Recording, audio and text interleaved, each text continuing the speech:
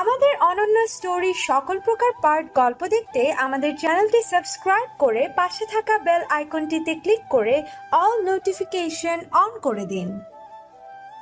সুপ্রভাত পরিরাম্য।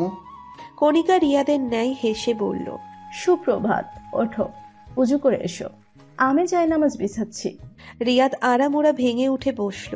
কণিকাকে মুগ্ধ নয়নে দেখতে দেখতে বলল, জানো গিন্নি, ঠিক এমন একটা মুহূর্তের জন্য আমার 1000 বছর বেঁচে থাকতে ইচ্ছা করে।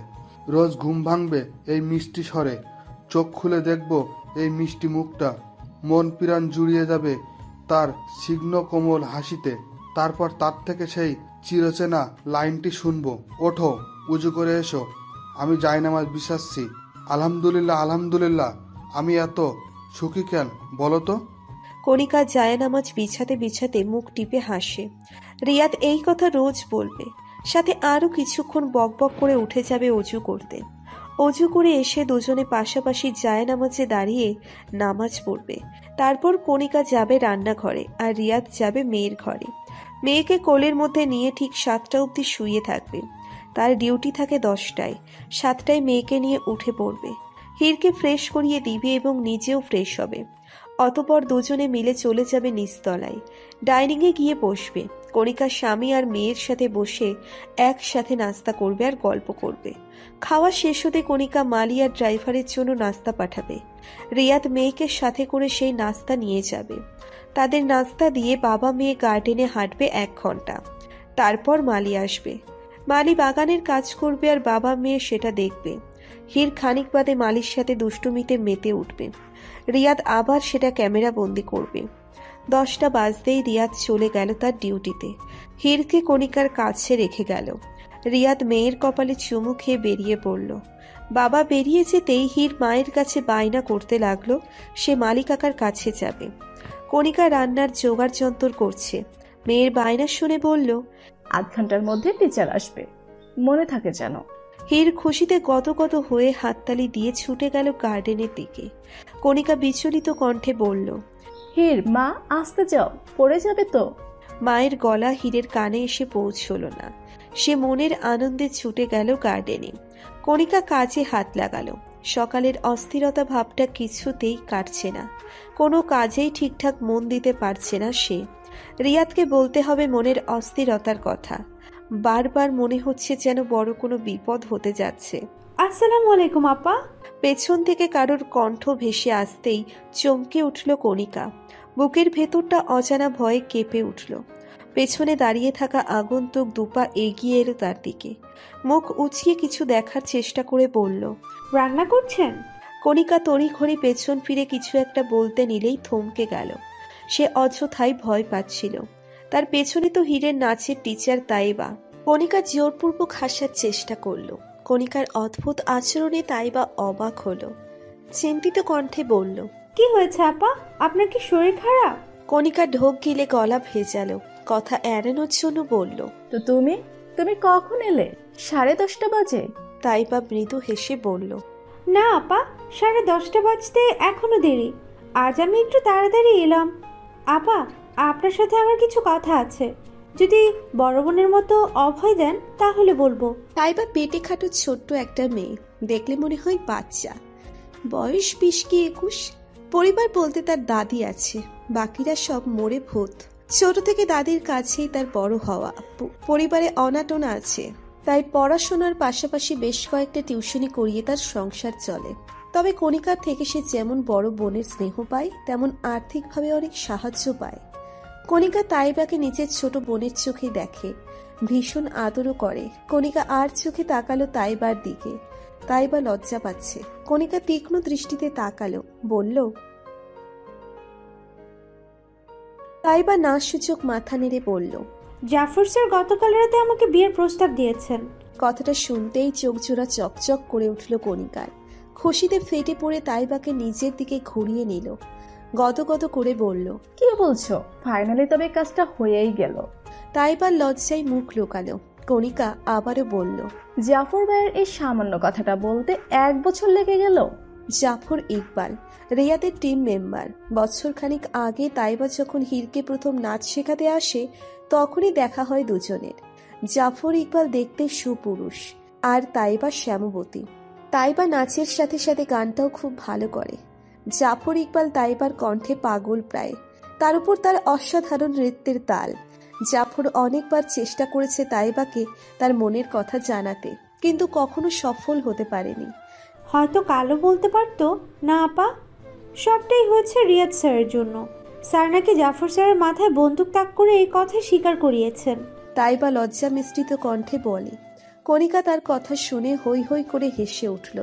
তাইবাকে জড়িয়ে ধরে বলল, জাফর ভাই ভীষণ ভালো মানুষ, সে তোমাকে খুব সুখে রাখবে।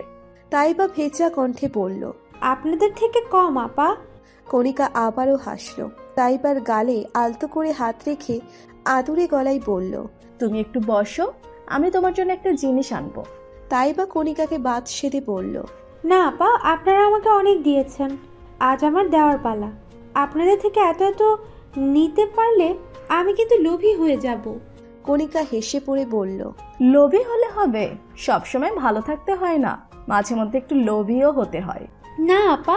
চুপ করো, কোনো কথা না, আমি যাবো আর আসবো, তুমি এখানেই দাঁড়াও।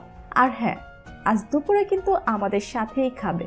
আমি ফোন করে তোমার স্যারকে বলে দিচ্ছি জাফর ভাইকে নিয়ে যেন দুপুরে বাসায় আসে, বিয়ের ডেট নিয়ে কথা বলবো। তাইবা লজ্জায় মাথা নুইয়ে নিল। কণিকা বলতে বলতে চলে গেল। নিচের রুমে যাওয়ার আগে মেয়ের রুমে গেল কণিকা। হীরের রুম থেকে গার্ডেনের সব কিছু দেখা যায়। মেয়েকে এক নজর দেখার জন্যই হীরের রুমের ব্যালকনিতে গিয়ে দাঁড়ালো। হীর মালির সাথে খেলছে। কণিকা কিছুক্ষণ দেখে চলে গেল নিচের রুমে। ঘর থেকে তেমন অদ্ভুত বিশ্রী এক গন্ধ আসছে। ঘরে পা রাখতেই কণিকার কপালের ভাঁজে চিন্তার সূক্ষ্ম ছাপ ফুটে উঠল। কিরকম আষ্টে গন্ধ। কণিকা তীক্ষ্ণ দৃষ্টিতে তাকালো চারপাশে। এরকম গন্ধ কিসের হতে পারে? তার বুক কাঁপছে, অদ্ভুত রকমের অস্থিরতা কাজ করছে। মনে হচ্ছে ঘরে কেউ প্রবেশ করেছে। কারোর কুটিল দৃষ্টি পড়ে আছে কণিকার উপর। কণিকার মস্তিষ্ক বারবার বিপদ সংকেত দিচ্ছে, সাবধান হতে বলছে। এখনই বিপদ হামলে পড়বে তার উপর। ঘরে কেউ প্রবেশ করেছে কেবল এটাই নয়, ঘরে কেউ এখনো আছে। কণিকা থমকে থমকে এগোচ্ছে, মনে মনে প্রস্তুত হচ্ছে হামলার মোকাবিলা করার। বিছানার পাশে তার ফোন। ঝুঁকে ফোনটা উঠাতে গেলেই কেউ লাঠির আঘাত করতে উদ্যত হয়। কিন্তু কণিকার সূক্ষ্ম মস্তিষ্ক ব্যাপারটা আন্দাজ করতে পেরেই ছিটকে পড়ে পাশে। অমনি সঙ্গে সঙ্গে রুমের আনাচে কানাচে থেকে বেরিয়ে আসে দানবের মতো দেখতে 8 জন। কণিকার শরীর শীতল হয়ে আসে তাদের দেখে। এই দানবগুলোর যে কোনো একজনের সঙ্গেই মোকাবিলা করতে তার 7 বার জন্মাতে হবে। তবুও মনোবল হারালো না কণিকা। হাতের মুঠো শক্ত করে নিল। তাকে এদের বিরুদ্ধে লড়তেই হবে। পেছন থেকে 2 জন হড়বড় করে দৌড়ে এলো কণিকার দিকে। তাদের হাতে বড় বড় রামদা। কণিকার গলা শুকিয়ে কাঠে পরিণত হলো।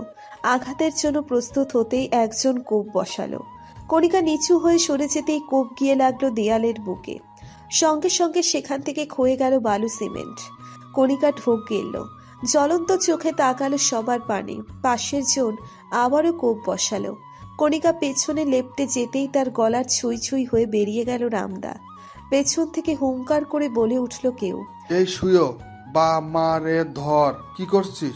2 জন গিয়ে চেপে ধর, তারপর বলি দে। পুরুষালী কণ্ঠ, ভীষণ পরিচিত। কণিকা তাকে দেখার চেষ্টা করলো, কিন্তু দেখতে গিয়ে হলো বিপদ।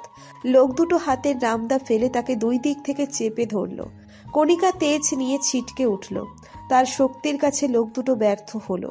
কণিকা তাদের ধাক্কা দিয়ে দৌড় দিতেই কেউ একজন কণিকার পিঠের মাঝে কোপ বসিয়ে দিল। কণিকা তীব্র যন্ত্রণায় চিৎকার করে পড়ে গেল।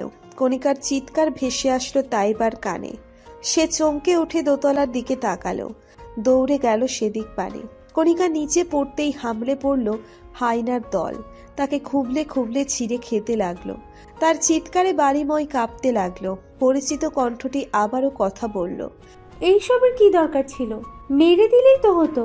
মেয়েলি কণ্ঠে পৈশাচিক হাসলো কেউ। হাসতে হাসতে বলল,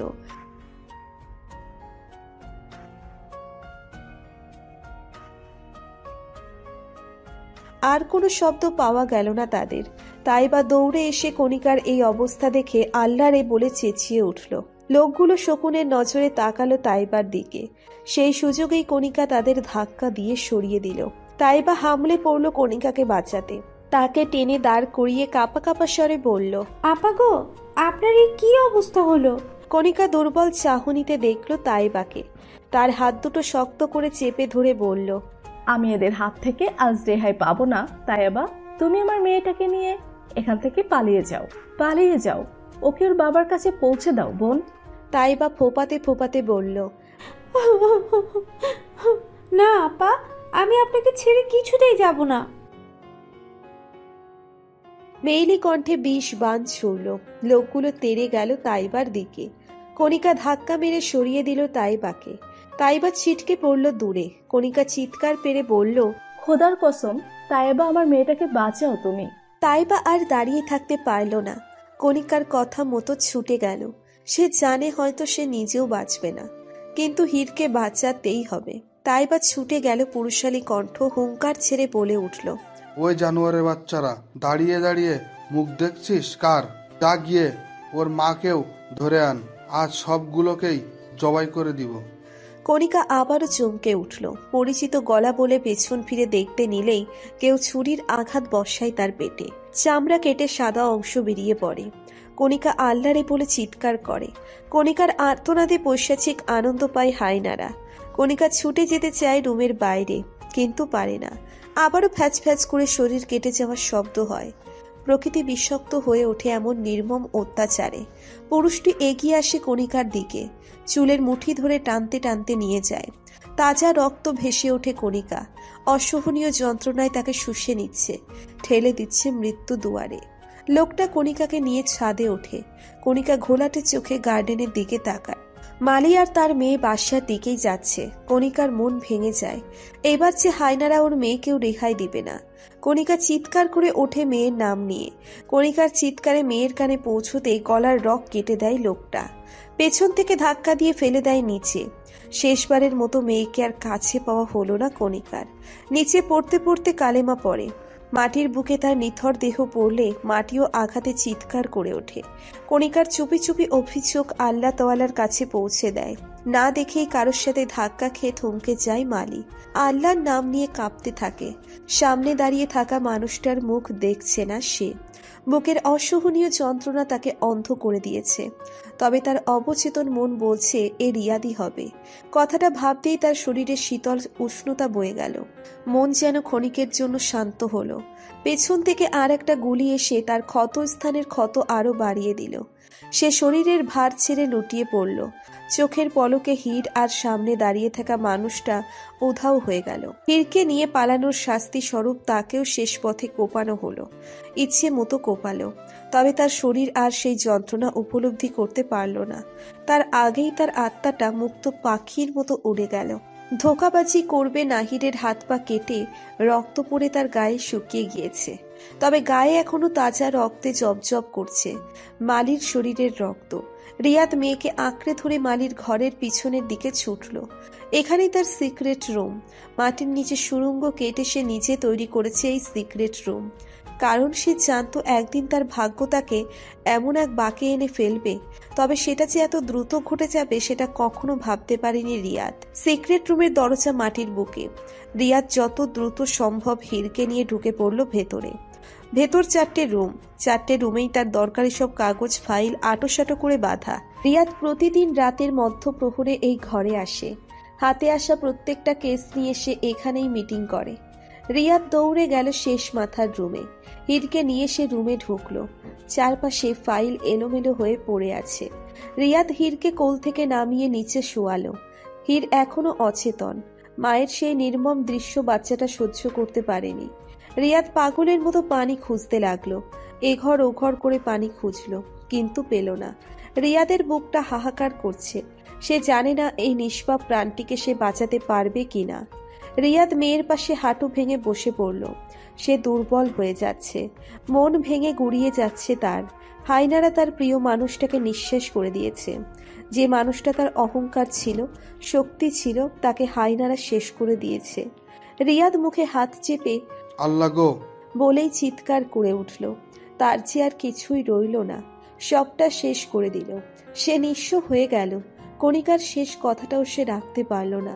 কণিকা সব সময় বলতো, তোমার যে প্রফেশন না জানি কবে তোমার শত্রুরা বাড়ি বয়ে এসে আমাদের মা মেয়েকে মার্ডার করে দিয়ে যায়।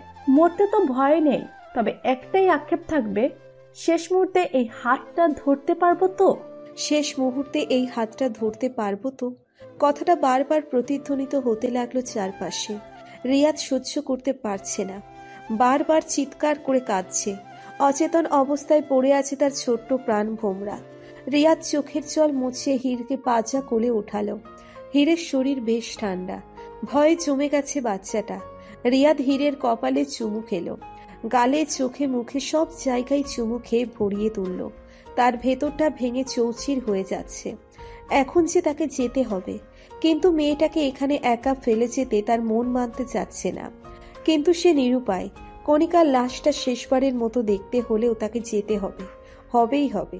রিয়াদ হীরকে আবারও শুইয়ে দিল, গায়ে মাথায় হাত বুলিয়ে বলল, বেঁচে থাকিস মা, একদিনের প্রতিশোধ নিতে বেঁচে থাকবি। যখন দয়া করবি মায়ের মতো করে করবি, আর যখন গিরাস করবি বাবার মতো করে করবি। অন্যায় তো অন্যায়ই, অন্যায়ের সামনে কোনোদিন আত্মসমর্পণ করবি না। আল্লাহর কসম, বেঁচে থাকিস। তোকে যে বেঁচে থাকতেই হবে, তোকে বাঁচতেই হবে। রিয়াদ উঠে রুম থেকে বেরিয়ে গেল। বাইরে থেকে দরজা ভেজিয়ে সিক্রেট রুম থেকে বেরিয়ে এলো সে। রুমের বাইরে ঠিক আগের মতো করে রাখলো, যেন কোনো বিচক্ষণ চোখ ছাড়া এই ঘরের হদিশ কেউ না পায়। আর সেই বিচক্ষণ চোখ হলো জাফর ইকবালের। রিয়াদের সাদা শার্টে মেয়ের শরীরে রক্তের ছোপ ছোপ দাগ পড়েছে।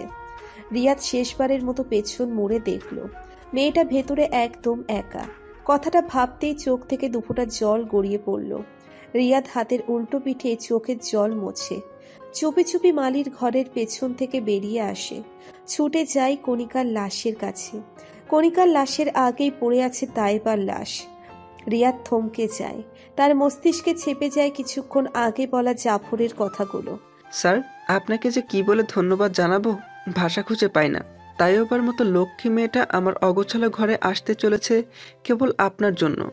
দিলসে ভালোবাসা স্যার, একদম দিলসে। রিয়াদ হাসতে হাসতে ঘুরে তাকিয়েছে জাফরের দিকে। জাফর লজ্জায় মাথা নুইয়ে হেসেছে। দুজনে এই খবর নিয়েই বাড়ির উদ্দেশ্যে আসছিল। হঠাৎ মাঝপথে জাফরের ফোনে কল আসে, তার মায়ের শরীরটা খারাপ করেছে। সে তখনই ছুটে যায়, যাওয়ার আগে বলে যায় দুপুরে ঠিক সময়ে হাজির হয়ে যাবে। কিন্তু সে এসে তো আর কিছুই পাবে না, না তার তাইবাকে আর না তার প্রাণের স্যারকে। একটু দূরেই পড়ে আছে কণিকার লাশটা। বিভৎস অবস্থা হয়েছে তার। রিয়াদের পা ভেঙে আসলো। সে বহু কষ্টে কণিকার লাশের পাশে এসে দাঁড়ালো।